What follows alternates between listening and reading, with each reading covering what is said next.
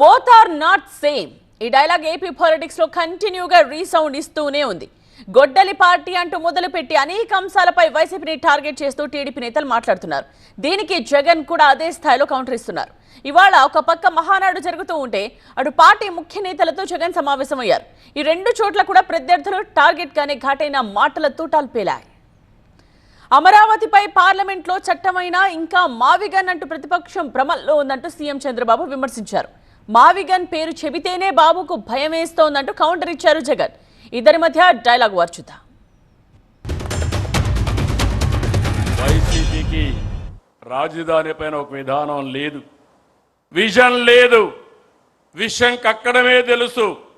ప్రతిపక్షంలో అమరావతికి మద్దతు అన్నారు, అధికారంలో 3 రాజధానులు అన్నారు. ప్రతిపక్ష హోదా పోయాక ఇప్పుడు మావిగన్ అంటున్నారు. వీళ్ళని ఏమనాలో నాకైతే అర్థం కాలేదు. కేంద్ర ప్రభుత్వం పార్లమెంట్లో పెట్టి చట్టం చేసిన తర్వాత కూడా మావిగన్ మాట్లాడతారు. వాళ్ళకు ఒక గోల్ లేదు, అదొక అడ్డగోల్ బ్యాచ్. ఏం మాట్లాడతారో కూడా తెలియదు, అది వాళ్ళు చేసే పని. మేనిఫెస్టో అడ్రస్ ఎక్కడ మనకు కనిపించదు. అడిగితే మాత్రం చంద్రబాబు నాయుడు గారికి బీపీ పెరుగుతుంది. ఈ మధ్యకాలంలో ఆయన బీపీ చాలా ఎక్కువగా పెరుగుతా ఉన్నా. టపాని ఎక్కడైనా పొరపాటున చంద్రబాబు నాయుడు గారిని ఎవరైనా నిద్ర లేపి మావిగన్ అని చెవులు అన్నారంటే మాత్రం అక్కడే పడిపోయినా పడిపోతాడు.